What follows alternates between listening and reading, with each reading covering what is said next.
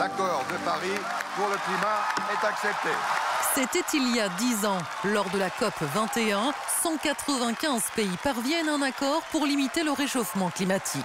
Il confirme notre objectif central, vital même, de contenir l'augmentation de la température moyenne à 1,5 degré. Sauf que ce seuil symbolique de 1,5 degré est en train d'être franchi. Les émissions mondiales de CO2, bien que fortement ralenties, continuent d'augmenter. Conséquence, si rien ne change, le réchauffement pourrait atteindre plus 2,8 degrés d'ici la fin du siècle, selon les récentes projections du programme de l'ONU pour l'environnement. C'est bien mieux que les 4 degrés envisagés en 2015, mais pas forcément très rassurant. Comment amener les dirigeants politiques à faire plus d'efforts? C'est l'enjeu de la COP 30 qui s'ouvrira lundi au Brésil à Belém, aux portes de l'Amazonie. Le président Lula y a convié dès aujourd'hui une cinquantaine de chefs d'État et de gouvernement. Nous voulons voir s'il est possible d'inaugurer une nouvelle phase de la COP. Assez parlé, il est temps de passer à l'action. Les 4 principaux émetteurs de CO2, Chine, États-Unis, Inde et Union européenne, représentent près de 55% des émissions mondiales. Chine et Inde développent des énergies renouvelables. Les USA, grands absents de la COP 30, s'enferment dans un climato-scepticisme forcené. Tandis que les Européens arrivent à Belém avec un accord conclu hier qui confirme leurs engagements au terme de débats houleux et de compromis. Il s'agit d'un accord pragmatique, ambitieux, rapide et flexible. Alors que faut-il attendre de la COP 30? Ce format de sommet international est-il encore adapté? Face aux climato-sceptiques et aux températures qui s'emballent, le combat vaut-il encore la peine d'être mené? On va voir ce qu'en pensent nos 3 experts. Yamina Saeb, bonsoir, ingénieure, docteur en énergétique. Vous êtes experte du GIEC. Et selon vous, il est difficile de croire en l'efficacité des COP. Vous ajoutez, pour qu'il y ait de vrais effets, il faudrait, au fond, sortir du système politique et économique tel qu'il est organisé actuellement. À côté de vous, Marine Braud, bonsoir, experte des enjeux environnementaux au cabinet Alameda. Vous avez été conseillère écologie auprès du Premier ministre et du Président de la République française en 2020. La Première ministre. De la Première ministre, pardon, absolument, Madame Borne, Exactement. et du Président de la République en 2022, Emmanuel Macron. Vous êtes l'auteur de Qui aurait pu prédire? On voit votre essai derrière moi. Selon vous, si les COP ont permis un entraînement massif de tous les pays du monde dans le but d'infléchir la trajectoire du réchauffement mondial, des efforts restent à faire et il faut accélérer le processus. Et à côté de vous, Ferréol Delmas, bonsoir, directeur général du think tank Écologie Responsable. Vous estimez que les COP permettent de remettre l'écologie au centre des préoccupations et de faire un état des lieux général dans un monde de plus en plus climato-sceptique et que la COP 30 peut rassembler le plus largement possible. Alors, une question quand même, Marine Braud, à vous. On entend de plus en plus que c'est la COP de la dernière chance depuis 2 ou 3 ans chaque année. Est-ce que c'est le cas véritablement? Alors, je dirais même que ça fait à peu près 10 ans, voire plus, qu'on dit que c'est la COP de la dernière chance. Depuis les accords de Paris? Depuis l'accord de Paris, mais même la COP 16 à Copenhague, qui avait été un échec pour le coup, était la COP de la dernière chance. On est toujours sur la COP de la dernière chance. Vous allez nous citer Jacques Chirac, la maison brûle. La maison brûle et nous regardons ailleurs, tout à fait, il y a beaucoup de choses. Donc c'est toujours la COP de la dernière chance. Après, là où c'est vrai, c'est que dans tous les cas, chaque demi-degré de réchauffement qu'on n'aura pas, et c'est des morts évitées, c'est des dégâts qui sont évités. Donc dans tous les cas, il ne faut jamais abandonner le combat. Oui. Alors, et il y a urgence, parce que le chiffre du jour, c'est les émissions de gaz à effet de serre qui continuent d'augmenter, plus 2,3% en 2024 par rapport à 2023, un chiffre du Programme des Nations Unies pour l'environnement. Et cette année 2025, ça vient de tomber, devrait être la 2e ou la 3e plus chaude jamais enregistrée. Yamina Saeb, comment vous expliquez, vous, ce retour en arrière? Eh bien, c'est tout à fait normal, parce qu'on n'a pas fait ce qu'il fallait faire. Nous n'avons aucune politique climatique qui vise les causes du changement climatique. Toutes les politiques que nous avons visent les symptômes du changement climatique. Et tant qu'on ne changera pas de braquet, les émissions vont continuer à augmenter. Ce qu'il faut comprendre, c'est que les politiques climatiques, c'est un peu comme une personne qui aurait une tumeur de la peau. Elle va voir son médecin et il lui donne une crème pour cacher la tumeur. Les politiques climatiques, c'est la crème que nous avons. Est-ce que cette personne va survivre? Vous connaissez la suite. Si on traduit ce que vous dites, vous pensez qu'il faut décroître et vous êtes plutôt pour une forme d'anticapitalisme, puisque le capitalisme est la prédation est à l'origine de ce qui nous arrive. Alors, il faut changer de modèle économique, parce que le modèle capitaliste, c'est ça qui nous a amenés ici. Ça ne veut pas dire qu'il faudra aller vers de la décroissance. Il faudra il faudra inventer un nouveau modèle économique mondial. Réole Delmas, vous êtes d'accord avec ce diagnostic de Yamina Assad? Je pense que sur le diagnostic, on va tous être d'accord, c'est qu'il y a un réchauffement climatique, qu'il faut s'y attaquer. D'un point de vue de la COP, c'est quand même très intéressant. Bon, voilà, c'est officiel, je suis de droite. C'est qu'au départ, il y avait les COP, et c'était plutôt les formations de gauche qui étaient très pro-COP et qui voulaient qu'on participe aux COP. Et aujourd'hui, il y a une évolution, c'est que moi j'ai participé à la COP 15 sur la biodiversité, c'est le même fonctionnement. Et c'est les structures de gauche qui bloquaient la COP justement pour alerter sur le fait qu'il y avait du réchauffement climatique et que les COP pouvaient ne servir à rien. Et donc il y a un peu une évolution aussi. Et c'est pour ça que les COP ne servent pas à rien, parce que ça permet aussi de mettre dans le débat certains sujets. C'est-à-dire que la preuve, on en parle ce soir. Et ça permet aussi tous les acteurs de prendre part au sujet. Mais pourquoi vous politisez? C'est-à-dire que vous pensez que la gauche a pénalisé, c'est-à-dire qu'elle a été trop ambitieuse et du coup elle a freiné le changement? Je dis juste qu'en fait, il y a une évolution qui prend aussi plus de temps. La droite a pris plus de temps à arriver sur ce sujet-là. Et on voit par exemple que Christophe Béchu, qui était ministre de l'écologie, a mis en place des COP régionales, alors qu'auparavant, il y a des années avant, la droite était contre les COP. Donc il y a aussi une évolution. Et donc ça montre aussi que tout le monde s'accapare le sujet, que ça peut pas prendre plus de temps aussi, mais voilà. Marine Braud. Je suis un peu gênée par le concept de savoir si les COP sont de droite ou de gauche, parce que pour moi, c'est pas le sujet. Sont ni de droite ni de gauche, c'est juste une évolution de la population. Ce que la COP a permis de faire, en tout cas ce que la COP 21 a permis de faire, c'est de créer cet endroit où tous les États du monde se disent très régulièrement, on se remet autour de la table, on prend nos engagements, on les additionne ensemble et on voit si ça nous permet d'atteindre notre objectif. Pour le moment, clairement, ça n'est pas suffisant, mais au moins on a cet endroit où tous les États reviennent régulièrement. Et là, heureusement, l'Union européenne vient d'adopter sa nouvelle contribution nationale plus ambitieuse pour envoyer ce signal que, justement, on continue à accélérer. Ça vient de tomber, Yamina Assad, vous n'êtes pas d'accord avec ça? Est-ce qu'il y a du mieux quand même? Mais apparemment pas. Non, il y a un recul. L'Union européenne, on a un objectif de neutralité carbone pour 2050 qui ne prend pas en compte nos émissions passées, cumulées. Le changement climatique, c'est dû à l'accumulation des gaz à effet de serre. Donc nous avons une responsabilité historique qui n'est pas du tout prise en compte dans notre objectif de neutralité carbone de 2050. Déjà, quand on parle neutralité climatique ou carbone, ça veut dire qu'on pensait à intégrer, on avait déjà intégré des émissions négatives avec des technologies que nous n'avons pas, des sous-sols que nous n'avons pas pour enterrer nos émissions. Yamina, oui, pardon. Mais c'est moins 37% quand même, les gaz à effet de serre en Europe en 2020. Mais il faut comprendre pourquoi. Comment est-ce qu'on en est arrivé là? Il n'y a pas eu changement de système économique. Après, là, ce qui vient de se passer, je pense, en Europe, est très grave. C'est un retour en arrière. Non seulement on n'était pas ambitieux au départ, mais ce qui vient de se passer, c'est qu'ils viennent de se mettre d'accord sur l'objectif pour 2035, pour notre feuille de route à soumettre dans le cadre de la COP. Et cet objectif-là, il va être atteint. Ils ont réussi à obtenir un accord en acceptant d'intégrer les marchés carbone dedans. Donc, une partie des émissions, c'est de la compensation qui va aller se faire ailleurs. Donc ça c'est un retour en arrière dans la conception européenne de nos objectifs. Est-ce qu'on manque d'ambition ou pas en Europe? Alors, on manque d'ambition. Et moi, il y a un sujet que je trouve hallucinant et dont on ne parle pas, c'est la question de la migration écologique. C'est-à-dire qu'avec le réchauffement climatique, comme on disait, chaque degré de plus, chaque centième de degré de plus, c'est des endroits dans lesquels il va faire plus chaud, il y a une désertification de certains espaces, donc il y a plus de migrants climatiques qui arrivent. Donc Donald Trump, par exemple, qui est un président qui vient dire... de droite. Oui. Donald Trump qui refuse de venir... allez-y, mais Donald Trump qui refuse de venir à une COP dans laquelle on va parler justement de ce sujet qui est quand même fondamental pour l'avenir de son pays. C'est très bien de vouloir mettre des barbelés autour de son pays, sauf que si le problème à la source n'est pas réglé, en fait, c'est un peu hallucinant et c'est très décevant. Bon, vous vouliez juste réagir sur le manque d'ambition ou pas? Exactement, je voulais réagir notamment sur la partie qui a été donnée. Alors c'est un peu technique tout ce dont on se parle, mais l'Union européenne a adopté là une cible en se disant il y a une part qu'on va faire nous et il y a une part effectivement qui va être de la compensation dans d'autres pays. C'est-à-dire qu'on va racheter les crédits carbone à d'autres, pour l'Italie notamment. Voyez-le différemment. On va aider d'autres pays à se décarboner. Parce que évidemment, on est aujourd'hui, nous on a une responsabilité historique et c'est très vrai, mais l'Europe aujourd'hui n'est plus l'un des premiers, enfin est toujours l'un des premiers émetteurs, mais n'est plus dans les trois premiers. On le voit là. Et donc, il y a vraiment un enjeu crucial de finances aussi nord-sud et d'aider tous les pays en développement à se développer sur des trajectoires qui sont moins carbonées que celles que nous, on a eues. Il ne s'agit pas d'aider les pays en développement. Il s'agit, l'atmosphère, il faut comprendre que le budget carbone, c'est comme un gâteau, un cake. On a déjà mangé, nous, les pays industrialisés, à peu près les 3/4 du cake.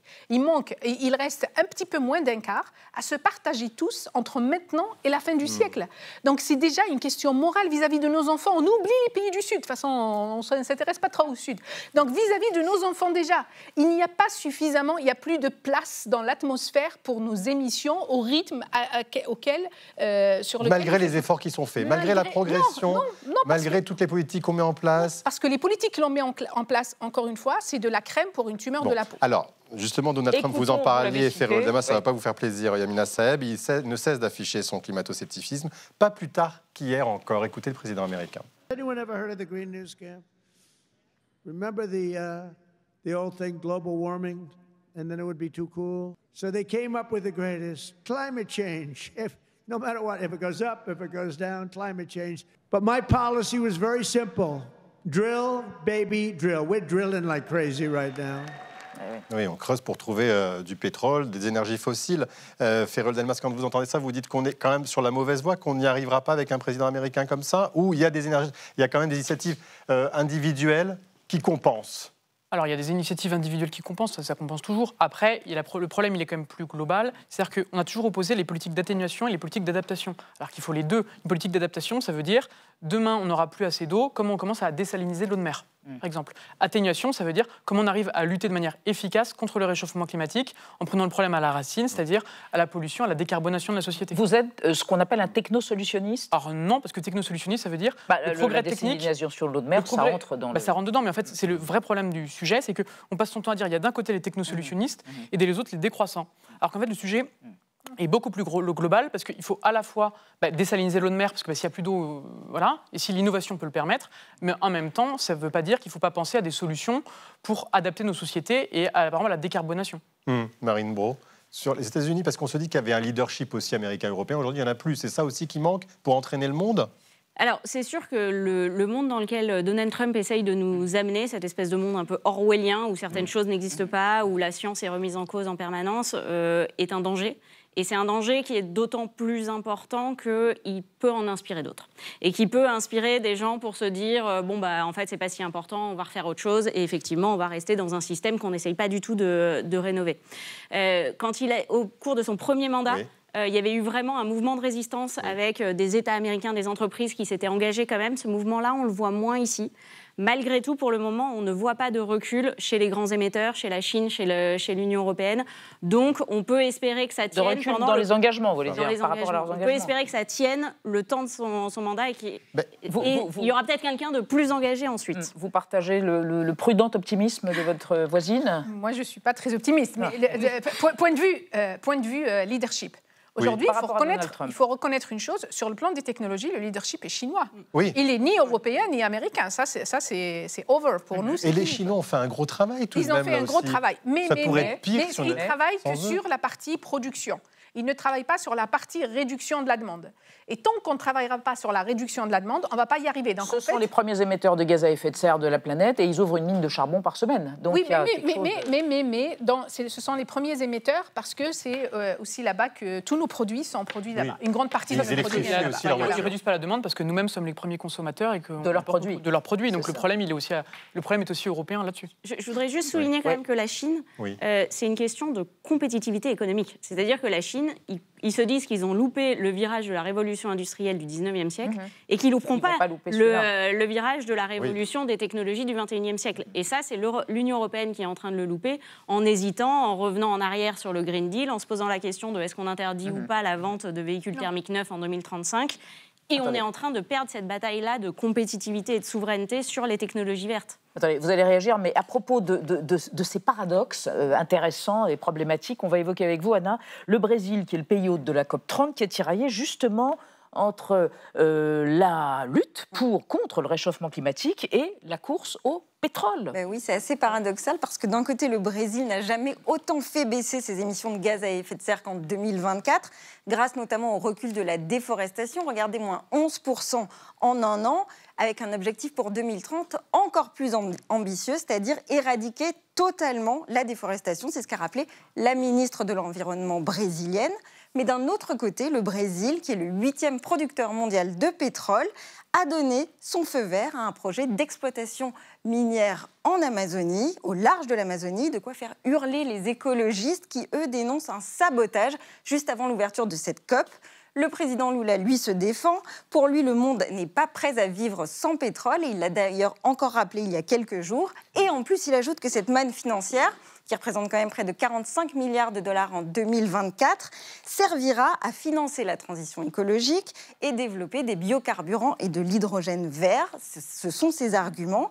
Alors, est-ce qu'aujourd'hui, vouloir lutter contre le changement climatique et en même temps ne pas réussir à se passer du pétrole, c'est le dilemme auquel sont confrontés de nombreux pays, à l'image du Brésil?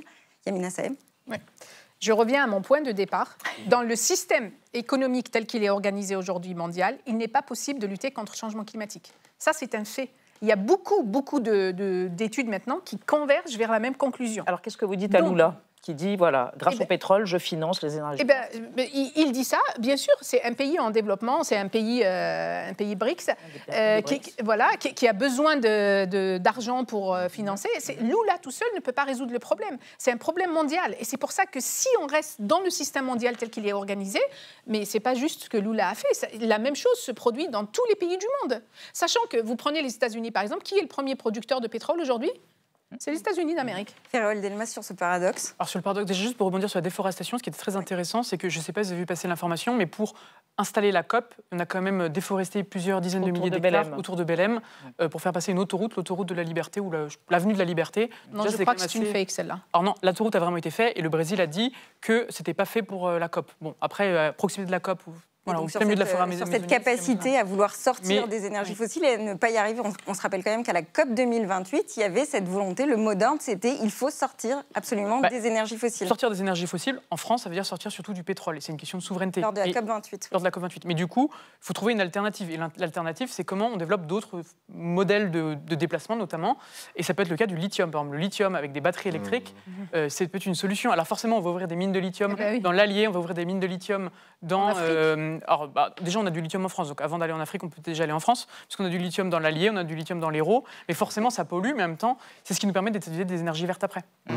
Et en fait, moi, je ne crois pas à l'écologie du grand soir. Je ne crois pas au fait qu'on va changer du jour au lendemain le système et que, du coup, on va y arriver. Effectivement, la part du gâteau restant pour rester sous les 1,5 degrés, et plutôt même sous les 2 degrés aujourd'hui de réchauffement, elle est toute petite et on va très probablement la dépasser un peu. Mais dans tous les cas, il faut faire avec le système qu'on a. Et le système qu'on a aujourd'hui, effectivement, il est encore un peu basé sur des énergies fossiles, sur du pétrole. On ne peut pas en vouloir au Brésil d'utiliser cette manne financière-là. Vous vous rappelle un mix énergétique, et à la fois des énergies fossiles alors, il faut un mix et des énergies énergétique, il faut décroître au maximum des énergies fossiles, organiser cette sortie-là. Je vous rappelle quand même qu'en France, on est le premier pays à avoir adopté une loi pour interdire l'exploitation d'hydrocarbures en France, ce qui ne coûte pas très cher parce qu'on n'en exploite pas beaucoup. Il n'empêche qu'aujourd'hui, Manuel Valls, ancien ministre des Outre-mer il y a quelques mois encore, voulait rouvrir des mines, enfin pas des mines, voulait rouvrir des exploitations pétrolières au large de la Guyane. Donc même chez nous, qui n'en avons pas besoin, ça peut causer des débats. Donc on peut imaginer au Brésil. Ferréol Delmas, à propos des COP qui sont annuelles, la nouvelle ministre de la Transition écologique, enfin la ministre, Monique Barbu, s'interroge, c'est pas nécessaire peut-être tous les ans, sur un plan écologique et puis même sur un plan politique. Il faudrait les espacer. Alors déjà, ce qu'il faut que tout le monde comprenne, c'est qu'il y a 3 COP. Il y a la COP climat, la COP biodiversité et la COP désertification. Je sais que la COP, moi, je suis allée à la COP biodiversité une seule fois et c'est tous les 2 ans, donc on peut peut-être mettre 2 ans. Après, je suis pas sûre que par rapport au climat, elle est annuelle. C'est trop? Ça sert pas à grand-chose, en fait. Pas grand-chose. Mais alors, qu'est-ce qui servirait, Yamina Saeb? L'avantage, c'est qu'on en parle. Il faudrait une COP des peuples. Mais c'est quoi une COP des peuples alors, une COP des peuples, ça serait... Parce que là, ils vont vous dire qu'il y a une COP des peuples parce qu'il y a des organisations, des associations, des ONG... non, il n'y a pas le peuple. Il n'y a pas les peuples. Il n'y a pas les peuples. Il n'y a pas les peuples, c'est les gouvernements qui décident, qui négocient. Après, normalement, les gouvernements sont démocratiquement élus et donc... Pas tous, mais normalement, ils sont censés représenter leur peuple. Non, même, on prend le cas, vous avez cité la loi sur la loi Nicolas Hulot. Cette loi-là, dès le départ, elle n'était pas très ambitieuse, mais en plus, sous la pression des lobbies, sous la pression de Vermillon qui avait envoyé une entreprise canadienne qui avait menacé la France, ils ont rallongé, en fait, c'est jusqu'en 2045, je crois. Donc, en fait, la fameuse exploitation, au lieu de l'interdire, c'est acté que c'est jusqu'en 2045. Vous imaginez, dans un pays où le sous-sol est pauvre, à part ce qu'il y a en Outre-mer. Donc, et c'est une démocratie, la France, jusqu'à preuve du contraire. Donc, du coup, il faudrait faudrait sortir de... Parce que les gouvernements sont... Le lobbyisme de l'industrie est beaucoup trop important. Par contre, le lobbyisme de l'industrie vis-à-vis des peuples, alors, pour le moment... Vous évoquez, Yamina Saeb, les peuples. On va regarder une archive, peut-être que ça va rencontrer votre désir. Des conventions citoyennes. Hein. C'était l'idée de confier la lutte contre le changement climatique, non pas aux États, mais aux citoyens. Et ça a été le pari de la Convention citoyenne pour le climat en 2019. C'est notre archive. C'est le 3e week-end que Grégoire Frati consacre à la Convention citoyenne pour le climat. Et dès le début, il affichait ses ambitions. Pour nous, il serait très important que ça passe par un échelon référendaire, et que nos actions soient vraiment importantes et un vrai impact sur les gens. Cette convention citoyenne, c'était une des réponses du gouvernement après la crise des Gilets jaunes. Et l'une des leaders du mouvement était hier auditionnée. Priscilla Ludowski se dit satisfaite par cette nouvelle formule. C'est une des choses qu'on avait proposé à François de Rugy quand on l'a rencontré. On lui avait demandé de créer une assemblée citoyenne. Donc c'est une réponse partielle. C'est intéressant de voir des gens travailler comme ça sur des mesures qui normalement relèvent que des institutions. C'est pas commun, c'est inédit. Marine Brault, c'est une alternative valable au COP pour vous? Les conventions, alors, une alternative, non. Dans tous les cas, c'est deux processus qui sont très différents. Moi, je pense que les COP, il faut continuer. Alors, tous les ans, ça, je ne suis pas sûre, effectivement. Pour le moment, on a un processus où, en fait, on fait un point sur on en est où de nos engagements. Un bilan par rapport à l'année d'avant, c'est ça? Exactement. On fait un bilan tous les 5 ans et on rehausse au fur et à mesure. Donc, en fait, on pourrait espacer. Mais pour répondre à votre question sur les conventions citoyennes et autres, en fait, tout le monde a besoin d'agir. Et on a souvent ce côté où les citoyens attendent des États d'agir, les États disent oui mais mes citoyens ne veulent pas, et au milieu de tout ça, les entreprises regardent les autres en disant c'est aux autres d'agir. En fait, on a tous notre part à faire, et donc les conventions citoyennes peuvent commencer à amener ce type de mesures, et chacun a sa part à prendre. Pardon, mais Ferrel Delmas, est-ce qu'on ne fait pas le procès un peu rapide des COP? C'est là aussi où c'est des grandes routes, où des associations se sont retrouvées, où des consensus se sont trouvés, en 2015 notamment. Est-ce que d'un coup, parce que ça ne marche pas assez bien, on veut tout balayer? Moi, je trouve que les COP, il y a deux intérêts. Il y a le premier intérêt, c'est que c'est un moment de diplomatie environnementale. Donc, les pays du monde entier se retrouvent, ce qu'ils ne font pas tous les jours. Ils peuvent discuter des sujets et ça permet aussi de cranter les sujets, de dire ce qui a été fait, ce qui n'a pas été fait, et ça permet aussi d'alerter, puisque tout le monde peut voir les avancées, les reculs. Donc, il n'y a pas que les lobbies dans les COP? Ah bien sûr, non, il n'y a pas que les lobbies. Bon, non, parce qu'il y a une affaire. Mais c'est ce que les lobbies veulent. D'ailleurs, c'est pas dans les COP. D'ailleurs, c'est des lobbies au sens. Le plaidoyer est une forme de lobby. C'est juste que c'est un lobby. L'intérêt commun, c'est pas la même chose. Il ne faut pas comparer les gens qui font de l'advocacy pour l'intérêt commun avec intérêts divergents industriels qui discutent, qui dialoguent et voilà, moi je n'ai pas de part dans des lobbies. C'est un dialogue. Mais c'est un dialogue avec différentes parties prenantes qui est à côté de celui des États. Il n'y a pas à dialoguer avec ceux qui font du profit sur la fin de la vie sur Terre. Et comment les convaincre si on ne dialogue pas avec eux? Il faut une action politique. J'aimerais juste revenir sur la Convention citoyenne. C'était une expérience intéressante, mais qu'a été le résultat à la fin? Qu'est-ce que le président de la République en a fait? Rappelez-nous. Il l'a enterré. Il l'a enterré. Pourquoi? Parce qu'il n'y a rien dans la Constitution française qui imposerait au gouvernement et au président de la République de prendre en compte les conclusions de la... Donc, sans changement de Constitution, en fait, de politique, très bien. on ira nulle part. Ah bah écoutez, voilà, c'est la conclusion de ce débat. Merci. On fera le match retour à la fin de la COP sur une note positive. Merci à tous les trois. Restez assis.